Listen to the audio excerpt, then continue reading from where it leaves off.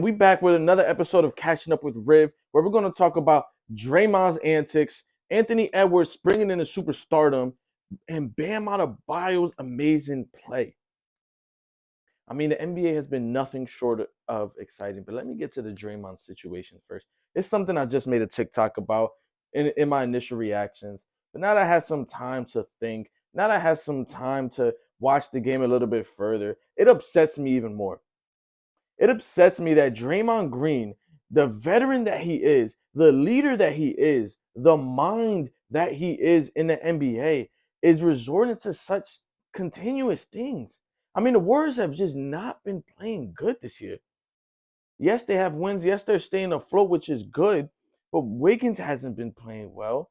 Just, Chris Paul has had his moments here and there. Kuminga's been playing decent, but not good enough. Klay Thompson's shooting the ball well, but everything else is just simply mid. And you have Draymond Green, who's seemingly the center of attention at Golden State, not Steph Curry, who's playing absolutely amazing, but Draymond Green with these continuous comments and the continuous antics. I mean, I know he's done this for years. I know he's built a reputation of being someone who's very animated, who's very characterized, who's very opinionated, who the referee is going to hear for 48 minutes straight, whether he's playing, whether he's on the bench, doesn't matter.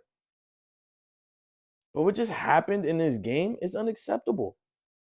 It is because the Warriors are in a dire situation right now. The Western Conference is absolutely amazing. I mean, you from top to bottom, from the 11th, there's people arguing about the 12th and 13th seed about who's going to make it into the playoffs and who could be an 8th seed. Like this is a conference with now the Houston Rockets, what I'm also going to talk about, where it's almost 14, 15 teams deep.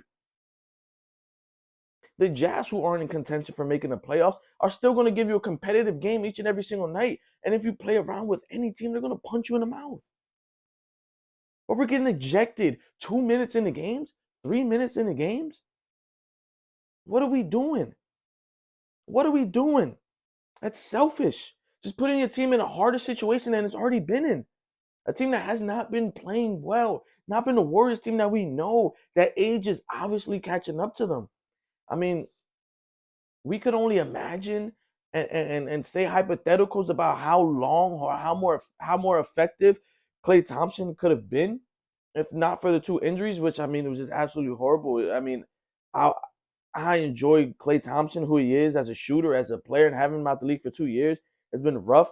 But this is what it is.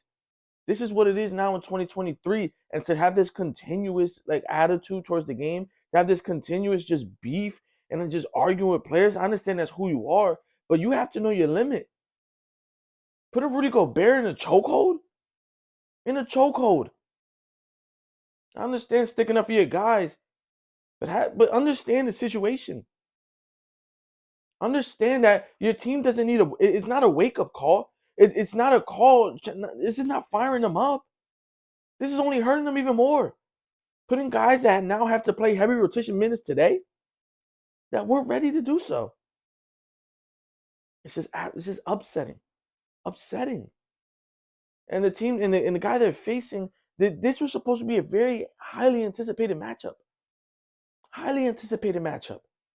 And now Draymond Green, through his selfishness, has ruined that because Anthony Edwards is a rising star in this league. Dare I say, superstar. That is the category he is entering in right now.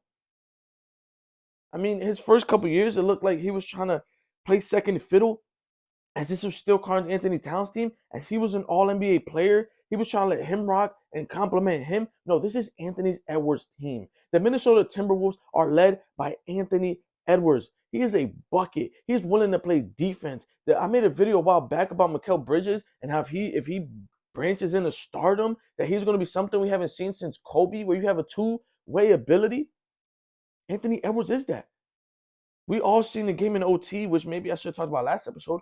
But we all seen the game in OT where Jason Tatum was going at Anthony Edwards, and he was there, sitting in the chair, ready to play defense, forcing a timeout or jump ball, forcing a loose ball, then going on the other end and getting a bucket and getting an assist. I mean, facilitating, playing defense, scoring a bucket at seemingly anytime he wants. I had a friend who told me we were doing a fantasy league, He said ESPN really thinks that Anthony Edwards is going to put up 29 points per game. That's crazy. I said, nah, that ain't crazy. If you see him at the latter half of last year, you know that ain't crazy. You know that that's what Anthony Edwards is. That he is a dog. He is an absolute dog. We know, bro, from the comments he said. I think he said that he'll bust Michael Jordan up or tell Michael Jordan lace him up. He's ready to go at anybody. And that is what you need as a star. That is what you need. And I'm rooting for Karl-Anthony Towns because he has gone through some rough things since entering the NBA. But I try to refrain away from talking about on-court issues. I'm just hoping he plays well. You know, I'm hoping that he gets it back on track because if he does, because Karl-Anthony Towns, it's not like he's having any kind of shortage in shots and looks. He's just not making them right now. But if he can make his shots, and now the Timberwolves already have a Rudy Gobert who's looking like DPOY, Utah Jazz, 2018, 2019, Rudy Gobert. And then you add Anthony Edwards, who's an absolute bucket. And I know defensive side, Karl-Anthony Towns at the 4 is going to be what it is. But if you're unstoppable on the offensive end, that's another team you add into the mix. About dangerous teams. Because you do not want to see an offensive power of Karl-Anthony Towns and Anthony Edwards when they're rolling on all cylinders and having to face an interior threat such as Rudy Gobert. With a team that has Jaden McDaniels, a wing defender, has Mike Conley, a veteran point guard. A team that has Naz Reid, one of the best backup big in the league, a contention for 6th man of the year. A big. Montrezl Harrell kind of scoring production with the Clippers. That's what Naz Reid is doing. Shout out Jersey, man. Anthony Edwards, is he in that conversation now? Is he in a conversation for superstardom? Yeah. I'm talking LeBrons. I'm talking to Jason Tatum. I'm talking to Giannis's. I'm talking to Embiid's. I'm talking in that echelon. Are we going to put Anthony Edwards right there right now? Yes. Yes. Because this isn't a 2-game span at this point. This isn't a 10-game sample at this point. Ever since the latter half of last year, this is who Anthony Edwards has been. This is what Anthony Edwards has been able to elevate the Timberwolves into. Because it hasn't looked pretty. There's been problems, that they've still been trying to get through. But one thing you don't have to worry about is Anthony Edwards right now. He's giving you 30. Seemingly 6 and 6 with a steal. He's in the passing lanes. He could simply just strip you. He's going to go on the other side and give you a bucket. Amazing 3-point shooter. Good at the mid-range. Can attack the rim and dunk on anybody. Man, Anthony Edwards is exciting to watch. And I'm happy for the Timberwolves. And I really hope that Karl-Anthony Towns gets it together. Because he's going to get cooked. He's going to get cooked. That's the inevitable. Even at the 5 where he didn't have to move as much, he was getting cooked. But now that he has to move around, be a little mobile, it is what it is. But Karl-Anthony Towns, you get your offensive game together, looking good. It's looking good. This team is young enough. Rudy Gobert, I don't think is going to age like cheese or something. Or like milk. Like milk, I mean. Defense is going to be there. The length is going to be there. It's not like he has a 40-inch vert that he's relying on. It's his length. It's his IQ. And yeah, you can say what you want about a pick and roll, but you put 90% of the centers in the NBA in the pick and roll action, and they're getting cooked. The Warriors were able to, when they won the chip, they were able to eliminate the Nuggets for the simple fact that Nikola Jokic couldn't guard a pick and roll. That's any big. That's any big. So I'm not going to hold that to fault. A lot of people talk about, why look at him against Steph Curry. Look at anybody against Steph Curry. Doesn't look pretty. So this team, man, if the bigs can get it together within this team and find some kind of cohesion, looking good. But now I want to translate to another big. And Bam Adebayo. Boy. I mean, he's doing everything he needs to do. Like, if he played any less, this Miami Heat team, it's looking very dim. I mean, Tyler Hero was an offensive punch. Jimmy Butler, in the regular season, he has his ups and downs. The Heat need Bam Adebayo to be this. I mean, I've never seen Bam Adebayo hoop on a level like this. I'm talking about double-doubles over the past 5 games, double-double every night. Put up stocks, steals, and blocks about 3, 4 every night. He's a dog. He's We've never known Bam to be a prolific rebounder. But now he's giving you over 10 a game because he has to. Now he's giving you steals and blocks because that's just who he is. But now he's upticking his scoring. Man, I mean the Heat, you want to count him out. Shout out my boy Easy. You want to count him out. You want the Heat to just be bad because off the roster looks bad. You know, but they find a way. The Heat culture, which I make fun of sometimes, to my boy. Shout out Kenny, another Heat fan I know. They find a way. Jimmy Butler, even though he doesn't have the scoring back of like a Shea, of like Anthony Edwards, Jason Tatum, he finds a way. Someone who seemingly isn't a good 3-point shooter, isn't the greatest shooter in general, finds a way to give you 20 a night. This team is scrapping. The definition of Heat culture is what we're seeing right now. This team without Tyler Hero, and I hope that it seems like cohesion isn't there when Tyler Hero's on the court. That they're a good team, but it's not the same. I hope they can find that. As we've seen, they went on a playoff run without Tyler Hero, but they also went on with him in his rookie year or sophomore year when the Lakers, packed them up because of course we're the Lakers. Yeah, I said we're. I'm sorry. I'm not a part of the Lakers. But man. If Bam Adebayo, is this the DPOY year? Is this the defensive player of the year, Bam, that he's been second place, third place in conversation for the past 4 to 5 years. Is this the year we're like, man, if the Miami Heat don't get the defense that he is just producing, that he is giving them on a night in, night out basis, they're 11th seed, they're a 12th seed. But because Bam Adebayo has been being who he is, the Miami Heat has stayed afloat. And it looks like they're probably going to be in the playoffs again. And it looks like they're going to find a way. Because if he can do this in the playoffs, this is what the Miami Heat was missing. If he can do this, if he did this in last year's playoff run, they might have got the Celtics gone. They might have got them gone. Oh, they did get the Celtics gone. They might have got the Nuggets gone. I'm joking. No. The Nuggets were beating anybody. I mean, that team's good, and they still remain good. And like I said in my last week episode, it's not really to talk about them. The Nuggets are the Nuggets right now. it's virtually a 5-man team, but everybody's taking 36 minutes. It's missing Jamal Murray, but still doing what they got to do, winning games, shooting good from 3, playing good defense. Everybody's seemingly a shot blocker now, and it's in the passing lanes. Everybody's bought in. And whoo, did I forget about a topic, man? Speaking of buying in, Los Angeles Clippers. James Harden.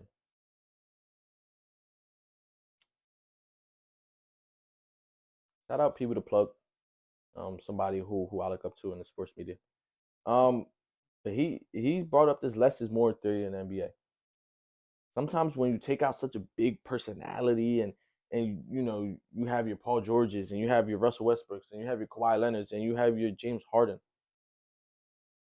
superstars don't know how to be role players. Once you get to a certain echelon, that is what you're accustomed to. That is your play style. And the only thing that can get worse is your ability. But that is how you're going to play. I don't buy the buy-in thing too much. Because there's not many people I've seen that once they got into a situation, they bought in. Nah, they're going to still try to get theirs. Even though it's not the 20-something shots they're used to, they're still going to get the same looks. James Harden's still going to ISO.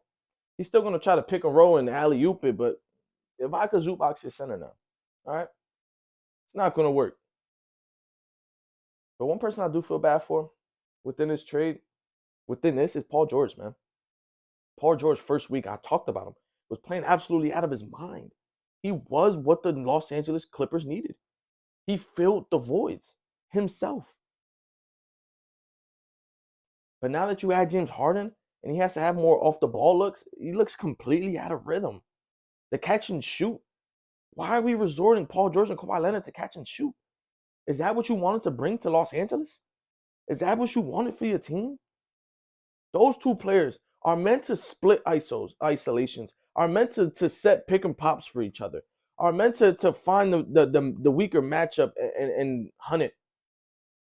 But now when you have a James Harden and the weaker matchup is the point guard, they can't hunt it because James Harden is going to try to stick onto his defender because he's going to want the ball, because he's going to want to ice on him, because he's going to want to take advantage. Man, I mean, like, this team, it looks like it has no cohesion. They're playing right now, so I don't really know what they're doing because I'm talking to y'all. But boy, I mean, it's just a whole lot of, as soon as the Kawhi catches it, come down, dribble, and try to get to your spot. James Harden, wide open shot, dribble to the side, try to get to his spot. These players aren't accustomed to catching and shooting the ball. These players aren't accustomed to playing off of somebody, of the usage rate dropping as much as it is. All three of these players. The one person I can say buys in is Russell Westbrook. He's going to set a down screen. He's going to cut to the basket. He's going to try to get in the passing lanes to get easy buckets. He's going to, if he doesn't have the ball, you best believe he's getting an offensive rebound. You best believe he's trying to box out. You best believe he's the one that's trying to get the disadvantage on the PG, on the Kawhi. He's bought in. And I feel bad for him. Because now he has to resort to being that kind of player for the entirety of the game. He was playing absolutely amazing. This team had a flow, like smooth flow. This is the year that they're going to compete. They have what they need. Maybe a hole here, a hole there, but no. They said, let's mix up the whole thing. Let's change the whole situation. Paul George, you've been playing at an MVP level.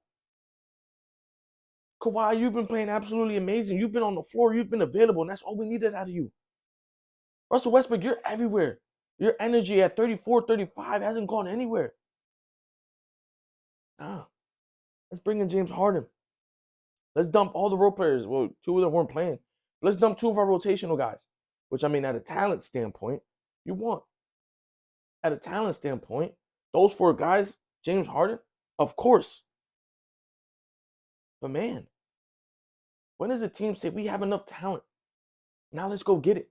We have enough talent. We just need to sharpen. We just need to round out the edges. This isn't rounding out the edges. This is trying to create a whole new shape. Less is more. Shout out Pee Wee the Plug again. Less is more.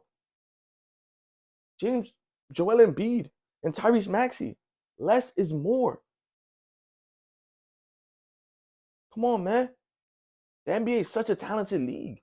You don't need to continue to accumulate talent and think that's going to make your team better. It doesn't work like that.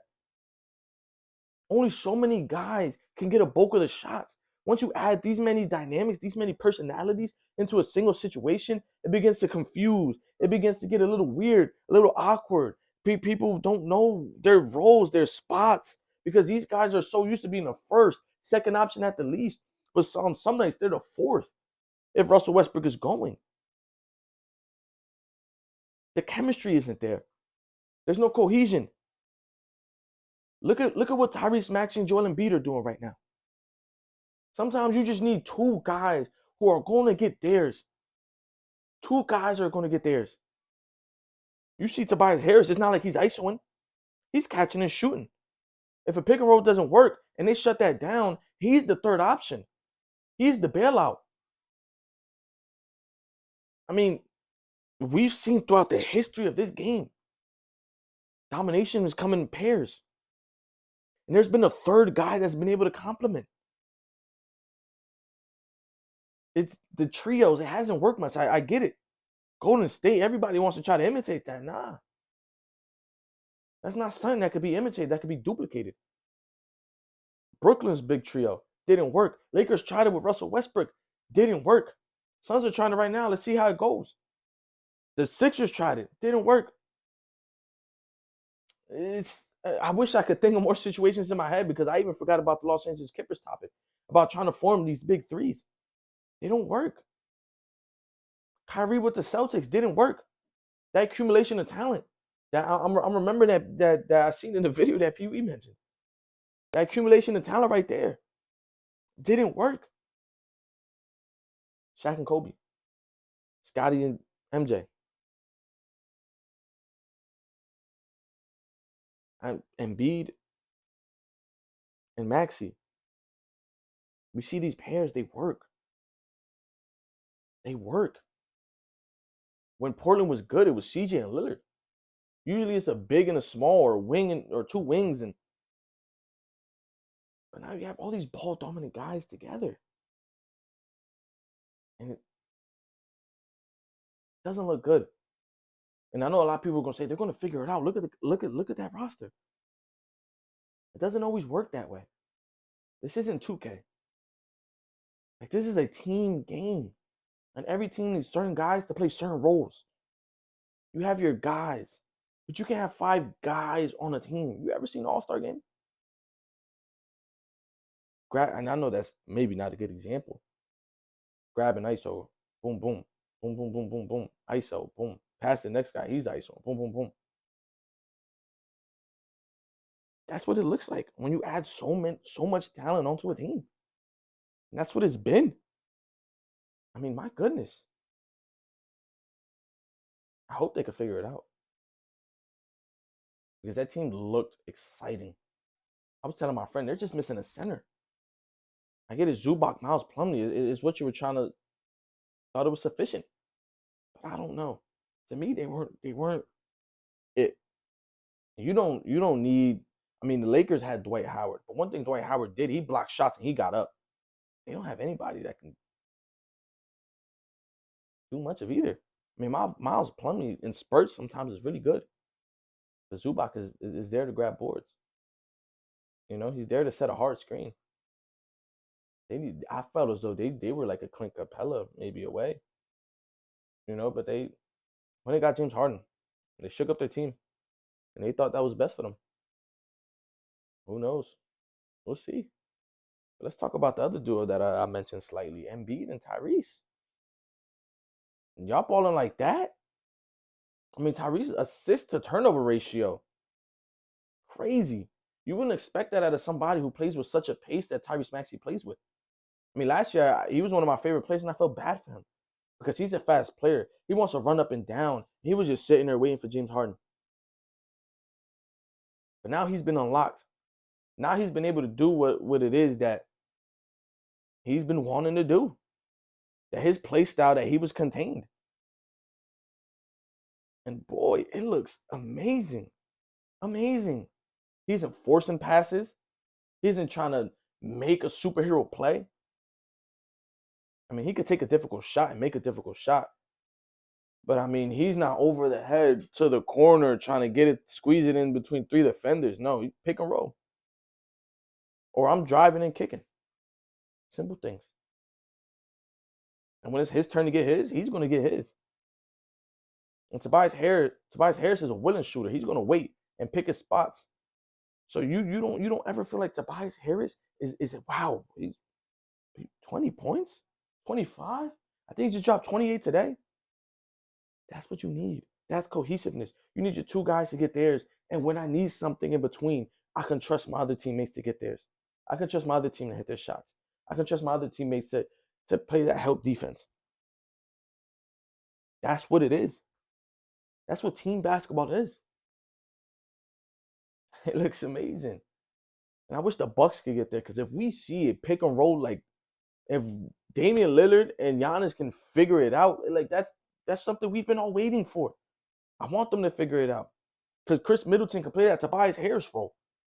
Chris Middleton can excel. I know he's still coming back from his injuries and so on and so forth.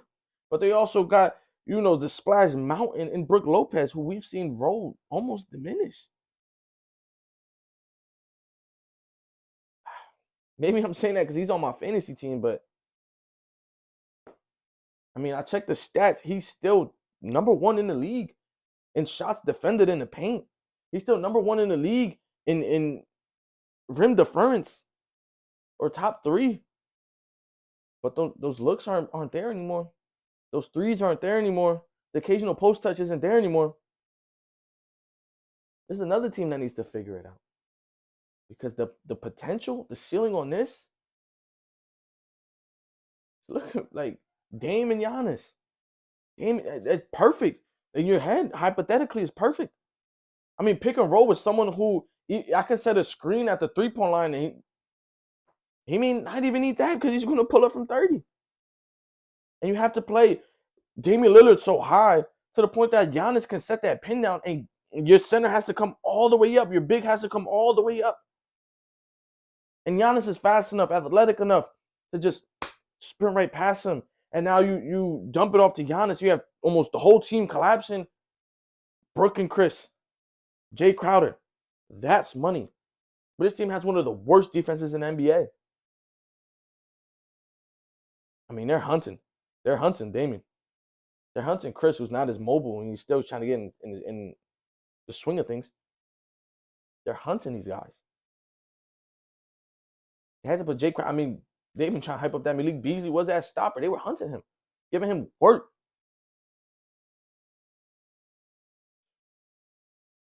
I mean, I'm gonna save. I mean, should I talk about the Pacers now?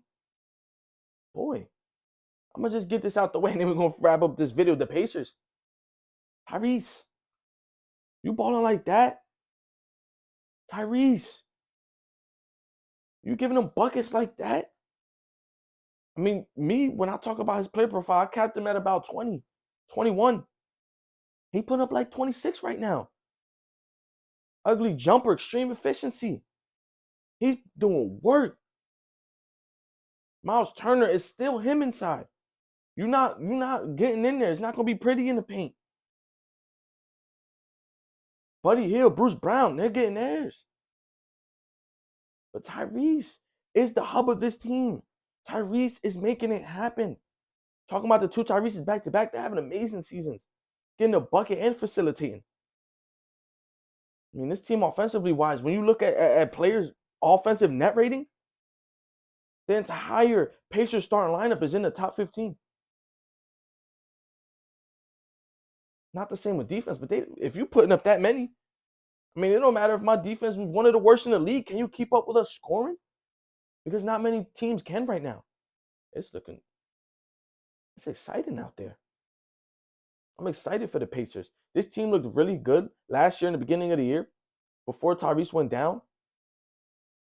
But now you pick up a Bruce Brown. Now you give Nembhard another season where you come off the bench and be a little, control the second unit a little better.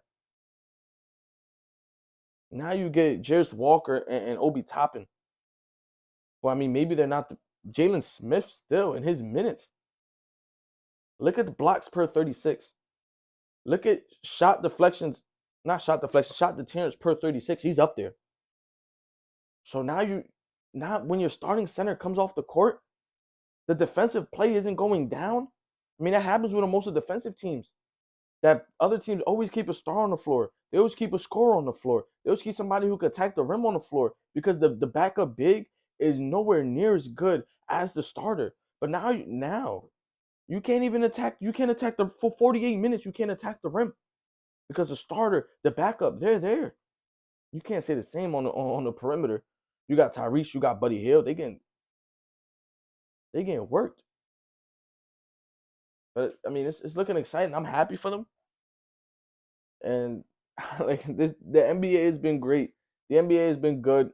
Thank you, Draymond, for the drama. Something I could talk about. Something I could converse about. This definitely wasn't going to be 30 minutes if you didn't do what you did.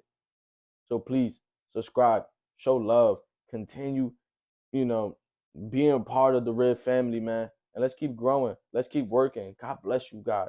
See y'all.